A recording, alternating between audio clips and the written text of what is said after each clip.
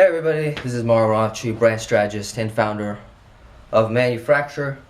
Today with another random rants time. And I've actually been wanting to do this. This is my time now to shit all on what 368 was about. No. I'm kidding.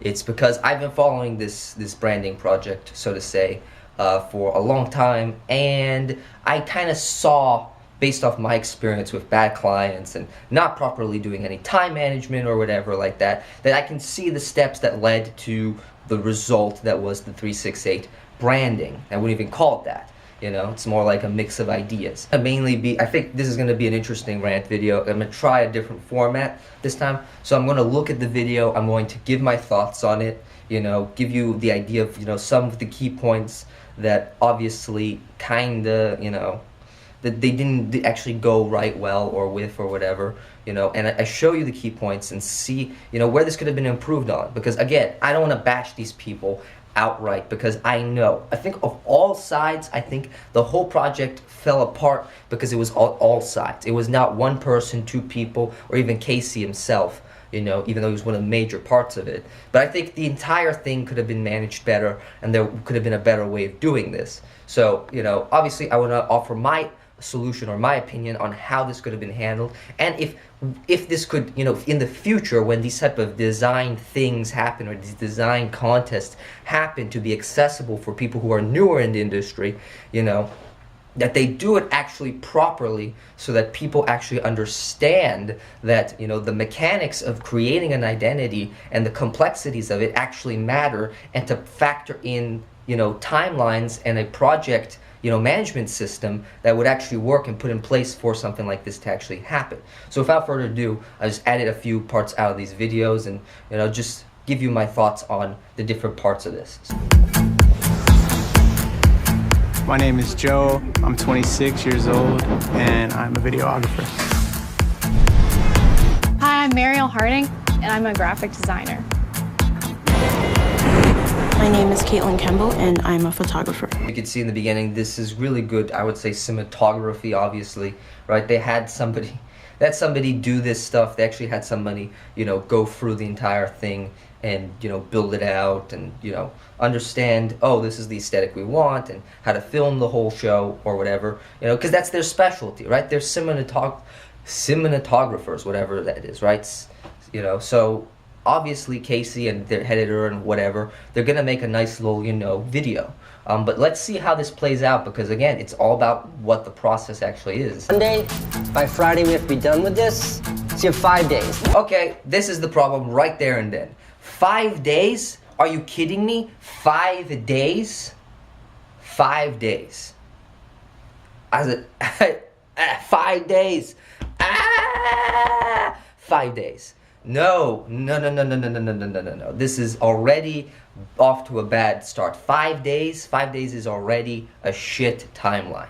It's already a shit timeline, okay? There's not much you can do in 5 days, unfortunately. A week maybe, 2 weeks maybe, but 5 days, no. You can't do, you know, only in, you know, in Neverland probably you can do in 5 days, but in 2 weeks or 3 weeks, that's more manageable, okay? Because first of all, you have to factor in time for the creative process, right? That's a very important part, right?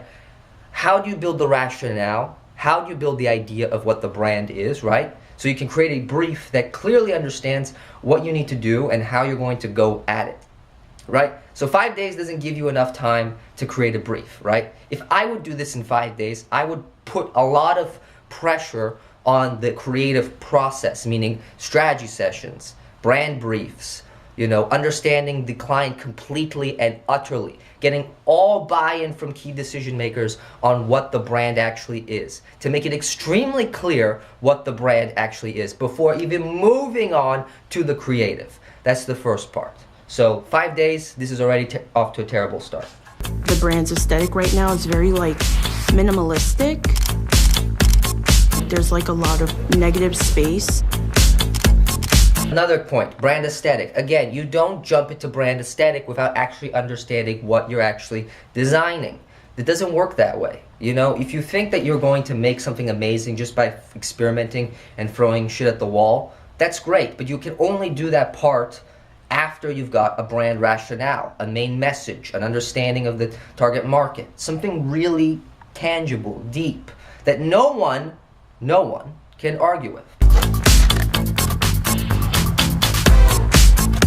I feel kind of shaky when I have like a really good idea.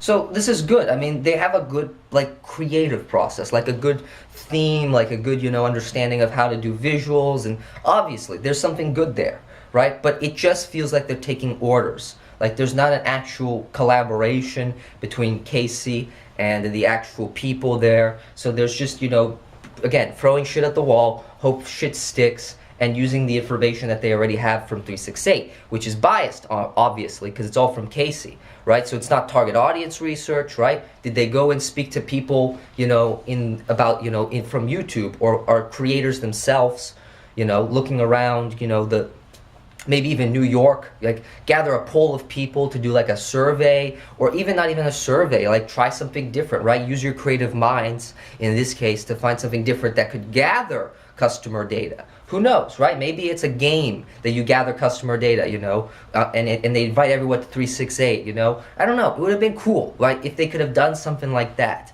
But to actually use it to tangibly get something important, which is customer data. And you can't do a good project or expect something to be really good if you don't have customer data, right? This is a problem a lot of brands suffer with this.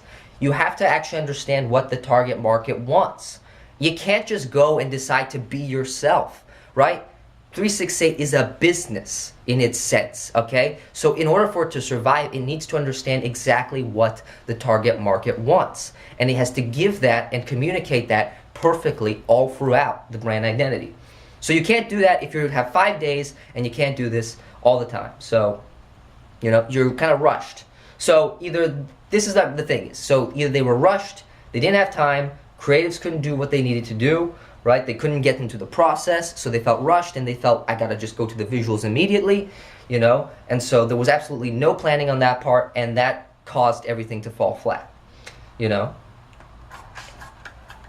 kind of shaky when I have like a really good idea. Yeah, the process is good. It looks good. Like, I'm telling you. It sort of feels like a dream. It's good. Like, they're doing creative experimental work. It's just, what is the basis of it? What's the foundation, right? There's no foundation. In 2 days, right now I'm about to go get sort of a progress update and see where they are in the process. Okay, well, 2 days. I mean, in this wonderful project timeline that Casey himself made up, I'm just not a fan of this at all. But with this wonderful, so they have an actual update, which is good, right? You have to have timelines or buy-ins from the client at some points, right?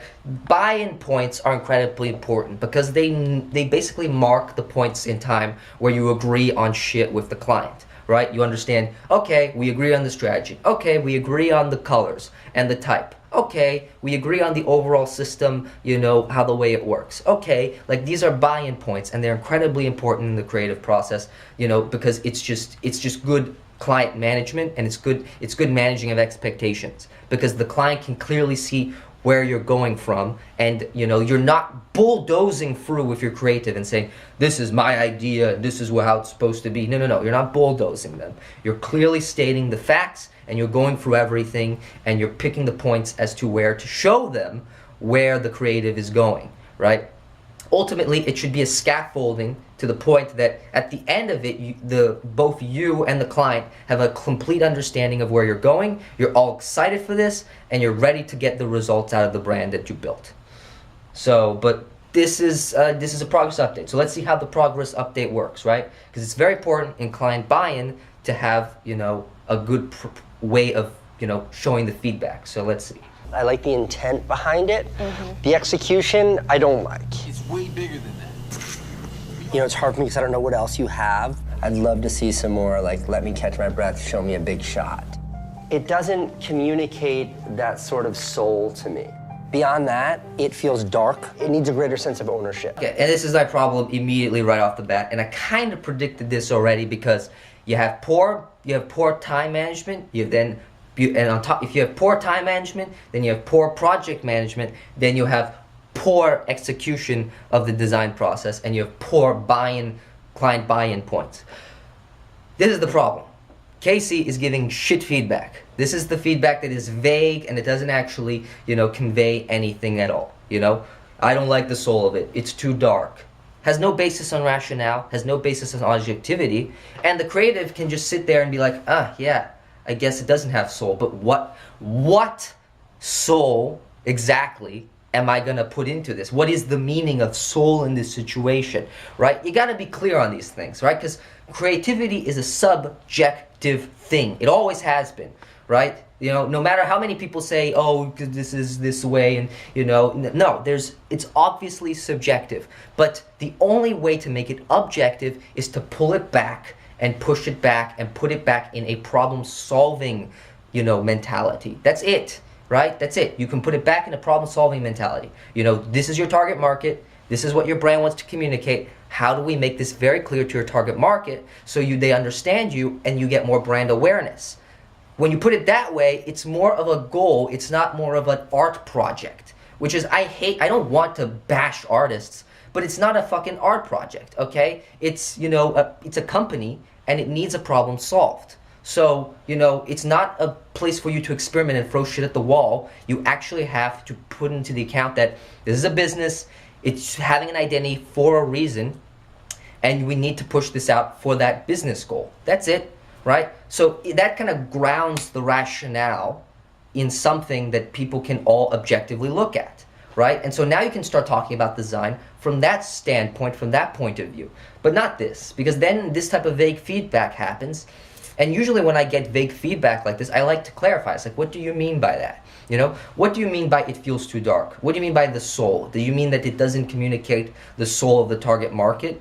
Are the YouTuber creative, audience? What do you mean by that? How would that look like then? Really, engage the conversation, not just take it and then go back, right? That's another mistake creatives can make, is take the feedback and go back. Don't do that. That's an order taker way of doing it. You got to engage the client, talk to them, and then finally go back and do the work. Like, start from scratch? Do I trash this? This is the problem. Again, another thing that, people, just creatives in general, if they don't have a process in place, this is what happens, right? You don't build a foundation, you feel like you have to go back to scratch. Yeah, sometimes you do, but in the case of if you have a solid foundation, you know where to work from. Whereas these people, they do have zero idea of where to work from. That's why they're stressed. They have no idea. They don't have a brief. They don't have, data. They don't have research. They don't have anything. They have their visual experimentation, but that's about it. And these people look so stressed. I mean, these people look so damn stressed. It's unbelievable. Max, Max is my favorite editor in the whole world. Max, what are your thoughts here? When you talk about those things, I want to see them. I want to see that this is a place where I can pick up a camera if I don't own one. These are some good points. Like, I like the client interaction here. It's interesting, okay? You have the editor giving some interesting insights. If I come here, I want to know that I can pick up a camera and see it, and come here and pick up a camera and not be intimidated and want to create. That's an amazing insight. I would put that down. I would put a note in that. That's an amazing insight. But the problem is the buy-in points are everywhere now, right? It's not just with Casey, it's everywhere, right? Where is the key decision makers? Where are the key people to talk about this thing? Are you all in the room when you're doing this, right? So that everyone is getting the same feedback, right? The editor is talking to the 3 people, to Casey, to everybody, and you're implementing that, right? As a real engagement, right? That's what it matters, right? Because right now, it just feels like it's sporadic. It's everywhere, right? Where's the key decision maker? There's no key decision maker. Everyone's giving, everyone on Casey's team is just giving them feedback from here and there, and it just becomes a process of micromanaging. Like, yeah, I don't like that, man. Or like leaning over, the computer screen. Like, yeah, I don't like that, man. Could you change that to that? I feel like it needs to be that. Can you do that? Thanks, man. You're cool. Shit like that, honestly. And no, it's disorganized, and it can lead the creative to be thinking, yeah, I don't really get what you're saying. And there's different people at different buy-in points, and now you're getting feedback from all sides, but no one's actually agreeing on anything, right? Because, you know, Casey's like, yeah, okay, that's cool, but are you guys actually agreeing on a certain direction, you know, how it was going to look like, or are we just giving sporadic feedback because we can? You've got all the clips and you've got the VO. Yeah. I want to understand what 368 is. So that's the thing, right? I want to understand what 368 is. That's a perfect point right there, actually. You know why that's important? Because again, it shows a lack of process and understanding the brand from the first place. They don't even know what 368 is like, okay, yet. They didn't put down understanding of it. They just grabbed a few clips. They understood at least a few, they got the visual aspects of it, and then they ran with the visual aspects of it, which is honestly, it's designed suicide to do that. Because the creative process is a terrible fucking mistress, and she will beat you to the ground if you do not follow the process. And this leads also to bad feedback from other people, right? So, you know, different buying points, bad feedback, vague feedback, it all compiles into a mess. I don't like to feel pushed or pressed. You got to be just very, like, literal. But what I'm learning is that in these experiences, you kind of are pressed a lot more. Yeah, but that's the thing, right? 5 days isn't enough. 5 days isn't fucking enough. It's just not. Come on. I really struggle with like working fast enough. Time is our biggest enemy. The more yeah. time you have, the more time you have to overthink things, the more time you have to doubt, the more time you have to be insecure. And when you take time out of the equation, you only have time to be yourself. Okay, and I'm sorry, nothing against Chantal, but that was the worst advice I've ever heard to give to a creative, a designer, okay? She may be an illustrator, but she also probably has timelines and things that need to be done in certain ways and due dates and all that stuff. When she says that time time is our biggest enemy, no, time is not your biggest enemy. Time is your greatest friend. It can be your biggest enemy when you don't plan out and you don't plan out these things properly. Time would have saved these people, and it would have actually put into account something that could actually work for, you know, maybe a week or 2 or 3 weeks, whatever. But it would have accounted for a proper creative process to happen within that time. So when she says time is our greatest enemy and you have too much time to think, to insecure, it's the exact opposite. Because honestly, if you put it together, you know, a creative process requires a part of very structured and organized understanding of, you know, the target market, strategy, rationale, right? Really strong, you know, foundations. And then leaves a lot of more time. And then from that point, you have a lot more time to experiment, be free, do different things, try different things out, right? And understand that the timeline that you put out for you allows for that creative process. So you can take breaks. You can look up, you can take breaks. Breaks are part of the creative process. You would think, oh my God, why would we take a break? Work hard, hustle hard. No, right? You know, taking breaks are actually part of the creative process. They allow your mind to look at the concept from a different view. I do an overnight test, right? I take it for some time, I put down whatever I'm working on, and then I go back, I take a walk, I go outside, I watch some TV, then I come back and I think of something new. So time is not your greatest enemy. It is your greatest friend, but your greatest enemy when you suck at time management and you get a shit timeline like 5 days. Okay, so it has nothing to do with insecurity, it has nothing to do with any of that, it's just to do with poor time management, not letting enough time for the creative process to flourish.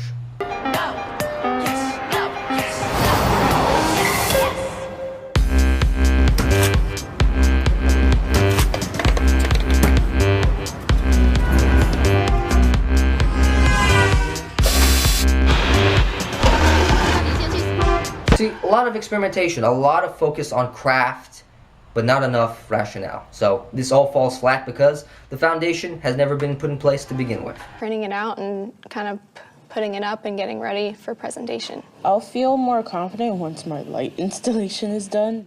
I'm a little nervous because I changed some stuff to make it better, so we'll see if it is better.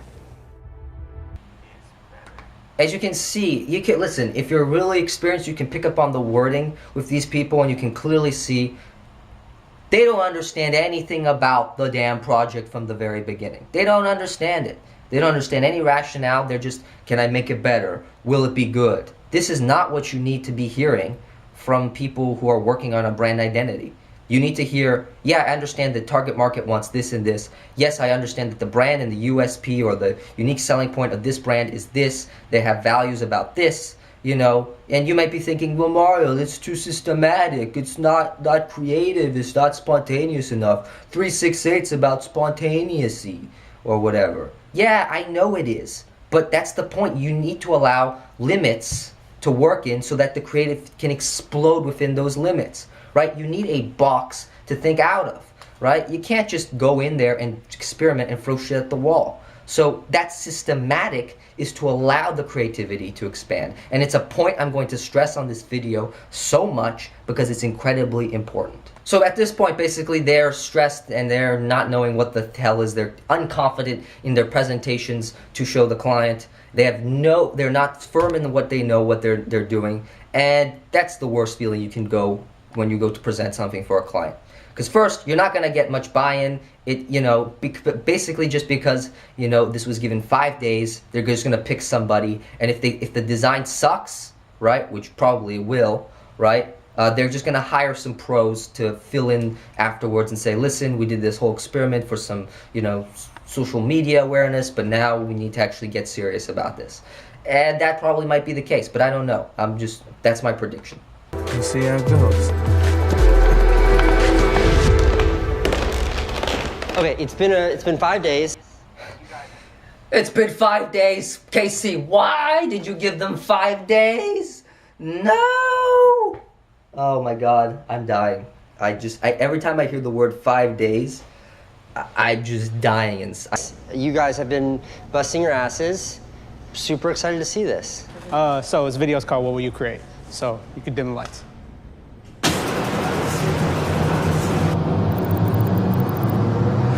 What we create doesn't stay here. It's way bigger than that. We all create excuses. You know what I'm talking about. I don't have the money.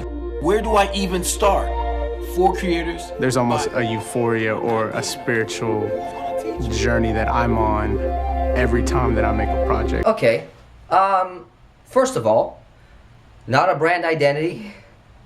It's just a fucking video. It's a nice little video. I give them props. Probably took some time to do that, but not a brand identity. It's definitely not a brand identity. There's not a system in place. It's just a video showing, the brand values probably. There's a few things in there that you could actually take from that are actually good, like, what we create doesn't stay here. It's bigger than that. There's just a ton of different stuff, right? The excuses we make to not create, right? That's, appealing to the target markets.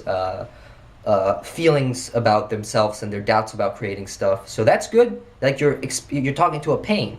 So there's something there. It's just, it's so unplanned and roughed out that there's just nothing that is actually working there. The execution just doesn't work there. So it's just a nice little video, but where's the identity system? Where's how the design works? So I don't know if it was just because he's a videographer and he doesn't know how to do design, and they just gather the people together to do one videographer, one for designer, and one for photography or whatever, and they do it like that. I don't know, but that's what it's maybe that's what it is. I don't know, but because I wish those were the things that I saw in my life.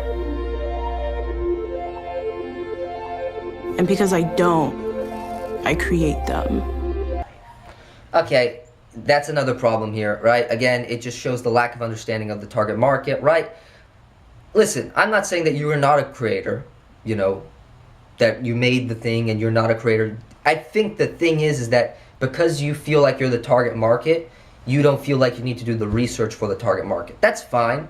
But that's kind of a biased opinion because you actually need to look at the overlying trend behind a lot of people, right? So some people might not feel like this is the images they want to see, right? because you didn't find a pattern as to how many people do want to see those images or appeal to those images or appeal to that type of stuff, right? So this is just your own aesthetic and what you think a creator, your own interpretation of what a creator is, right? So it's not based off pattern, it's not based off data. Yeah, falls flat.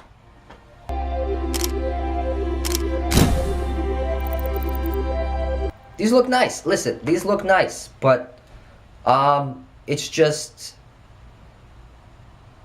it doesn't have anything to really pull it together. Again, it's just photos, right? It's not a system. So, you know, and it doesn't work as cohesively like the video style of the other guy. If they were to combine the two, that doesn't work cohesively. So it looks like they were working separate on different projects. They weren't all in the room collaborating, which is actually what should have been done in the first place. Everyone should have been collaborating in the first place, you know, together. Because I see like shots here that they're taking pictures of the graphic designer and the videographer. So they should have been working together. But why does the project look like it's all separate and it doesn't feel cohesive, which is what a brand identity should be?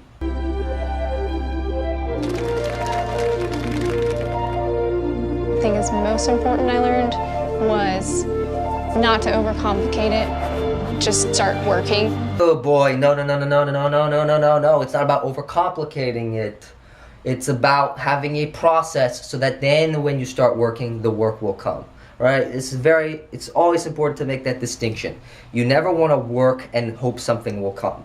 You want to have a process in place so that the inevitability of something will come will happen, right? So that afterwards you don't need to stress about it. You know, you trust the process and you understand what you need to do, and it just comes naturally from it, right? And so from there you can pull back and you understand, hey, you know, you take some feedback, you know, you incrementally improve over time, whatever, right? But you're ultimately building a process so that just start working and it will come mentality will start actually coming. That will start actually happening.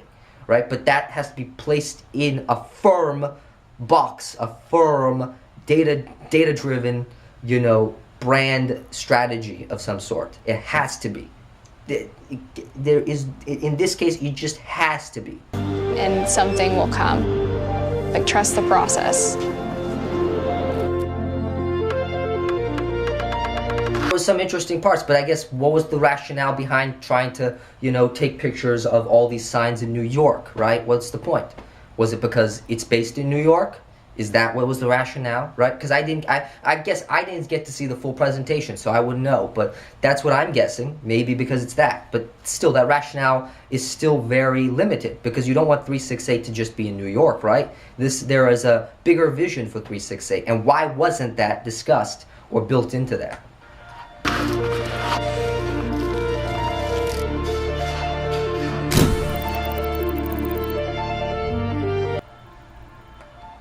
And so this is the visual language. So I'm guessing this is what happens. They kind of brung all the things together, so the photography, the videographer, and the graphic designer to create an identity system. Problem is, it's all messed up, and there literally is absolutely nothing here that actually shows a cohesive system, right? Different photography styles, different video styles, different messaging, and it all looks very, you know, wonky because people have been working on different things, and that's what's going to happen. If you don't get a cohesiveness or you don't work together on this, then you will never get that cohesive feeling that the brand identity is all together, all connecting, right? So that's the problem here.